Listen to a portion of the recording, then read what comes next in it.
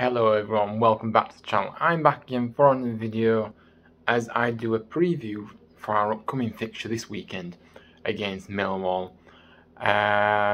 First things first, thank you so much everybody for subscribing. I am now at 160 subscribers. It is incredible. Thank you everybody for helping me get to that target. Let's aim for 170 now. Let's see if we can get 10 more in the next week. But yeah, as always, thank you everybody for hitting the subscription button and for all your continued support. It really does mean a world to me. But yeah, great to hit that latest milestone. So yeah, thank you all. So yeah, obviously we are back at the John Smith Stadium this Saturday. Obviously 3 PM kickoff. Obviously we come into the game on the back of a point away to Middlesbrough last week. Millwall obviously come to the game looking to build, from their 2-1 win at home to West Brom.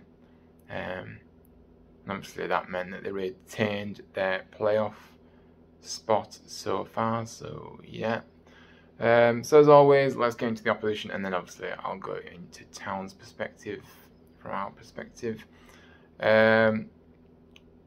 So this is Millwall's 5th consecutive year in the division since they were promoted back to the Championship in the 2016-17 season.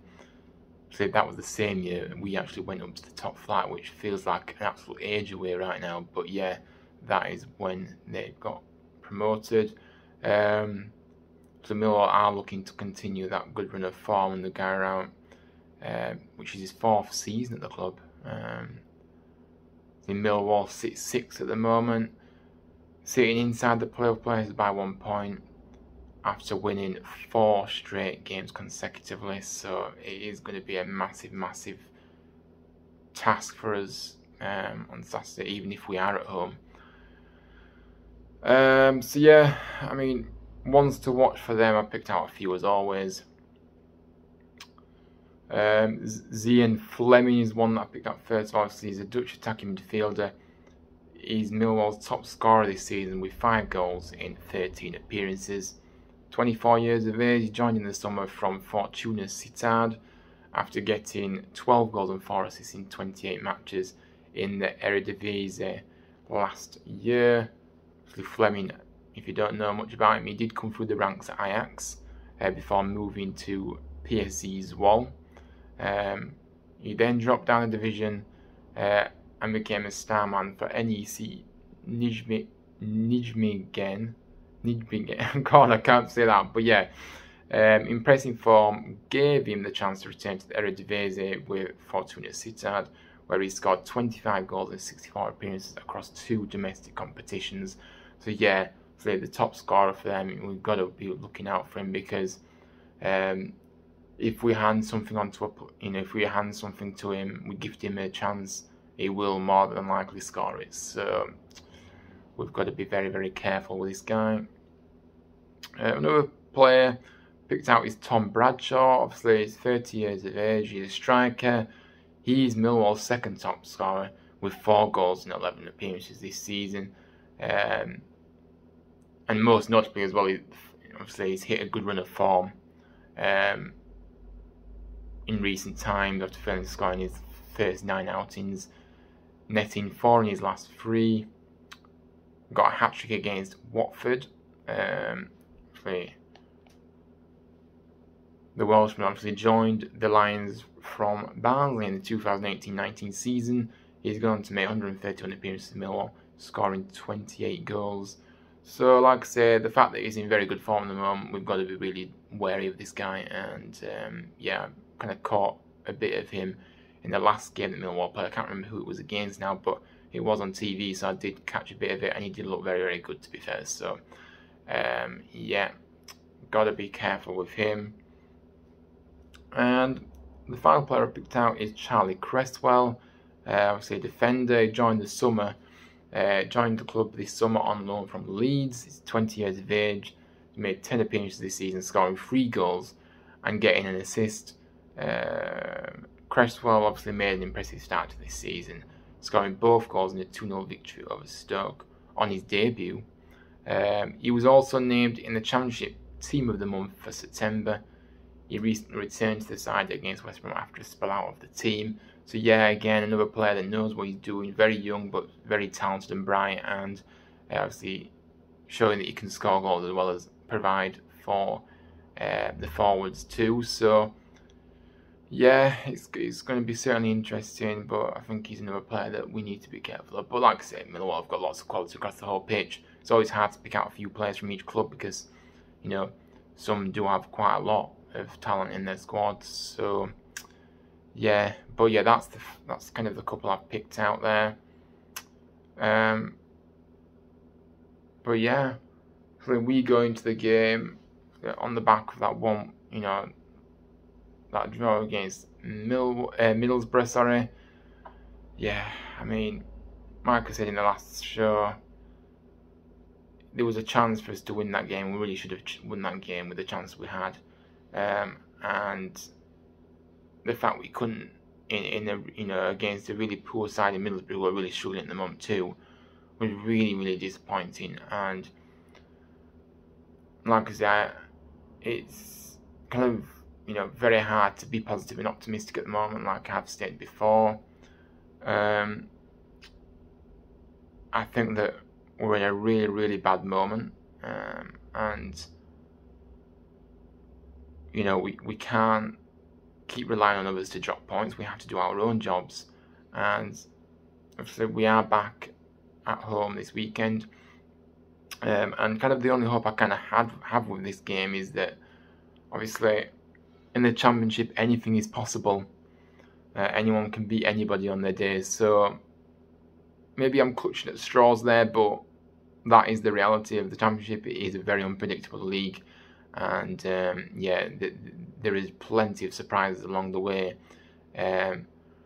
But for us to get out of the mess we're in at the moment, which seems highly unlikely that we're going to do, but we need to be winning games. We need to be winning games at home, especially, and making. But the problem with that is because our away form is so poor. When it comes to playing at home, the pressure's even more so, and then, you know, it'll probably, you know, it won't help the players that either. So yeah, I mean, you know, it's certainly going to be kind of, you know, interesting to see what happens in this one. But like I said, I'll go through my team and go into a bit more detail again with, you know, with what I'd like to see. Obviously Nichols has to be in goal. Turton, Lees, Helik and Nakayama at the back. With Kasumu and Kamara holding. Sorba Thomas on the right. With Jack Radoni down the middle. And on the left, I mean, probably like to see Colin Mahoney get a start, really. I think like I said, I think he does deserve a start, and I think it'd be good to see him get another start. So yeah, that's just my opinion. And up front, I have to go with John Rhodes. Obviously, I have gone with a 4-2-3-1. I just think Ward, you know, Ward, for all his efforts and brilliant play, you know, he's just really lacking, that clinical edge. You know, what we saw last season.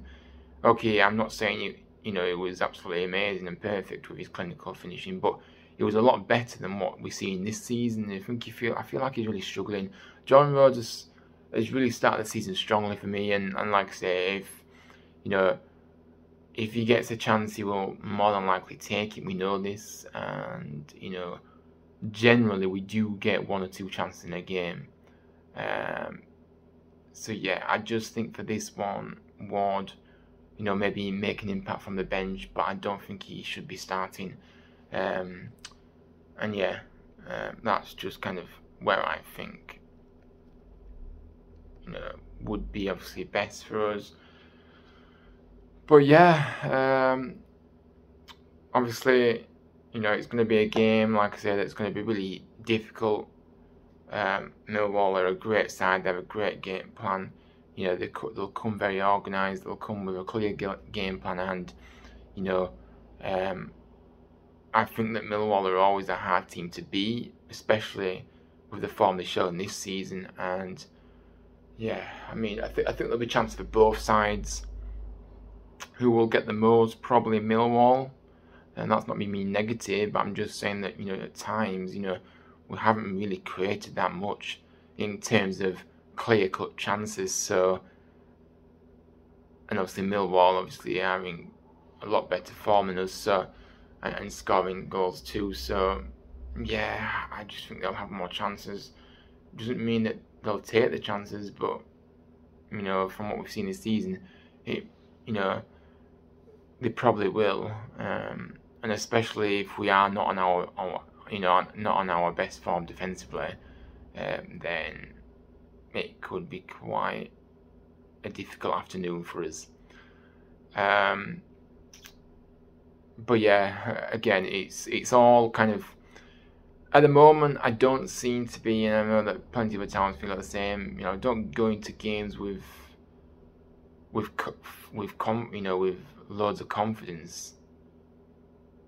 I go into games thinking, oh no, I hope we can do something today. I hope it's not, you know, I hope it isn't a bad afternoon. You know, you're kind of fearing the worst, you know, in effect, and that's not a nice place to be in. But until we start picking up points and start climbing the table, and you know, seeing a clear identity on the pitch and style of play, and players pulling their weight and actually playing for the manager, which at the moment, at times, it looks like they've down tools on Mark, which, in all truth, I don't ever condone players, you know, downing tools, but I can kind of understand it in this instance, I'm afraid, because, as I said previously, I understand that, you know, Mark won't take any rules from players, and I agree with that. But what I don't agree with is what I've been hearing, you know, obviously I'm not in the training ground day after day, but, you know, what I'm hearing of, you know, him being really, you know, awful to players, being rude, disrespectful, and throwing his weight about. And I think that's just, you know, that is just taking it too far, really. And I just don't think that we can accept that. You know, I accept that you don't take any original players, but you have to. You don't cross a line. You can't cross a line like that. And yeah, it's a really difficult situation, really, with this, with the manager and everything. And you know, yeah, I'm kind of speechless at the moment, because I just don't think that all the players are buying into what he's doing, and I don't think they're okay. He demands respect from the players, but he has to respect the players too. It works both ways, and if he's not respecting quite a few players, then the dressing room can become divided, and that's when you get issues and problems, and players not playing as well as they should be and not putting in all the effort. And we've seen instances, not Huddersfield, but you know, in general football terms, where players have just stopped trying to try and force the manager out. So yeah, things could get even worse the longer this goes, I'm afraid. And because I don't see any improvements. In fact, I feel like we're even worse under Mark. And I know it's only been 5 or 6 games, but for me, the writing's on the wall already.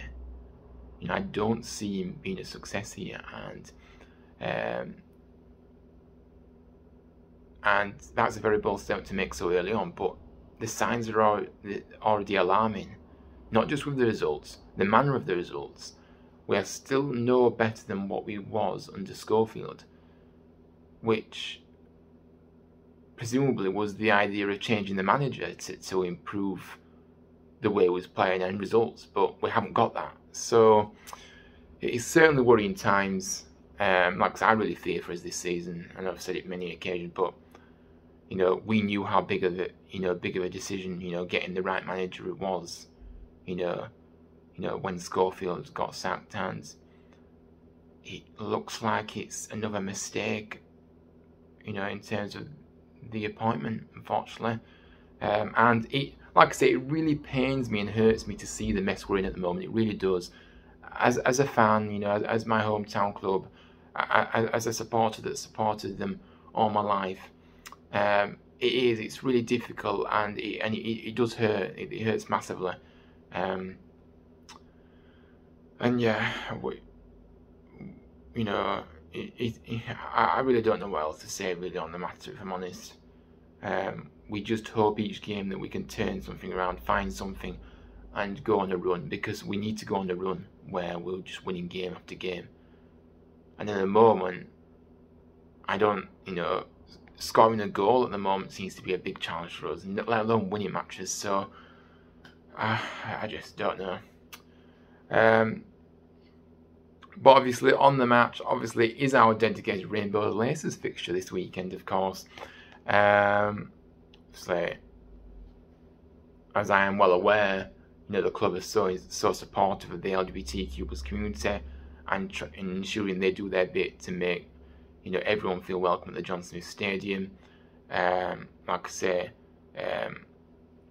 people that kind of know me, obviously know that I have my own group. I've been doing, I do plenty of campaigning for this, and to see my club actually support something like this so deeply and so passionately means a lot to me. So obviously with the group that I obviously founded a few years ago, and it's going incredible, we are once again this weekend going to be handing out laces. I'll have my Proud Terriers pin badges as well, which anybody's welcome to take. So yeah, if you're down at the game on Saturday, I'll be there from around 1:30, 1:45, giving out rainbow laces and the pin badges, which I've got on me now actually. So yeah, please, if you're around, if you pass in, come and say hello, don't be shy, and take some laces, because you can make the difference to keep pushing for the change in football that everybody deserves, to be able to feel welcome in the game and not have to face discrimination within the game. So yeah, you can do your bit, and it'll be good to speak to you all down at the stadium pre-match. Like I say, just put a bit of context in this. Obviously, Stonewall obviously do this campaign every year. I've got a statistic here which I just want to leave you with, really. With the research they've done, 43% of LGBTQ+ think public sporting events aren't welcoming for them. Now, that really hurts me, that really upsets me, and yeah, it shouldn't be that high. And like I say, I always said that I will always keep working hard to keep pushing for the change that rightly should be in our game. And like I say, being gay in football myself, as a coach, as a fan, as a player, I've had to face a lot of adversity and discrimination towards me because of my sexuality, and I can really relate to feeling like you don't feel like you've got a place within the game, time after time, and like I say, going off a bit on tangents here, but obviously for my team that I play for an inclusive club. I don't feel comfortable or safe to to actually play in a grassroots club, in my any grassroots club, should I say, which is sad that we have to segregate ourselves, but that's where we're at the moment. But we're making progress. We have made progress over the last few years, but there's so much more to do. So yeah, like I say, we'll be so there'll be the rainbow flags at the John Smiths as well, with the rainbow armband as well for the captains. So yeah, it always touches me to have a campaign like this every year. It always touches me to see the club support, the length they go to make to really showcase that they are pioneers for equality and inclusivity within the games. So yeah, big thank you to the club for all your amazing support. And yeah, like I say, if you want to head over and find out more about the campaign, head head over to Stonewall's website. There is a section on the rainbow laces, and that's where you can find all the information about the campaign and its history of everything. So yeah, that is that. So yeah, looking forward to that for sure before the game. So yeah, and then I also want to cover obviously a big thing over the last few days. Obviously, Dean Hoyle, of course. Dean has decided to step down from day-to-day operations at the football club. It was announced on Tuesday, and I just want to read his statement before I give my reaction. So he goes on to say, he starts saying, "When I got the call from Phil Hodgson around this time last year, I had no option but to reluctantly step in and provide urgent financial support to the club, whilst being, as I remain, the minority shareholder. This I have provided and more. I genuinely thought after a break of 2 years after my illness, I could return with the same energy and enthusiasm as when I first became chairman in 2008. It has become clear to me over the last 12 months that is not the case. I've tried my best to front it up to both staff at the club and supporters, but the time has arrived where I must listen to medical advice and take a total step back. My health comes first and foremost. Not connected to my decision to step away, I acknowledge supporters' feelings. Certainly not all, but many want change with new energy and direction at the top. Every successful business needs this in abundance. I totally understand these feelings, and whilst it hurts, I get it. Since the first day I walked into the club, I have given everything to the cause. Again, over the last 12 months, I've really tried my best, but my best isn't always good enough. Hand on heart, I've given it my all. At no point in my 14 years have I ever put my personal financial interests ahead of the best interests of the club. We've had many successes over the last 14 years, and these are balanced with mistakes. Football is a challenging industry where mistakes are plentiful, and I accept responsibility for mine, and I'm sorry." Obviously, it goes and says that asked Dave Baldwin to run the football club and take up the position of managing director. He is tasked to look at all options to pass the baton of our club to someone who can genuinely take it forward. So he goes on to thank every member of staff. He says they're amazing people who made a big difference. To the supporters, you made my family and I feel so welcome. When the days were tough, you helped me push harder. I wanted what was best for you and to bring smiles to faces. The club is nothing without genuine supporters who follow through thick and thin. You are the bedrock of this club. The club needs your energy more than ever just now. With 2 home games approaching, all your energy needs to be directed positively towards the team to help them and help the club move up the table. Finally, over my tenure, I've always been honest with everyone and told everyone how things are rather than sometimes what they want to hear. I suppose the same now applies to myself. Up the town, Dean.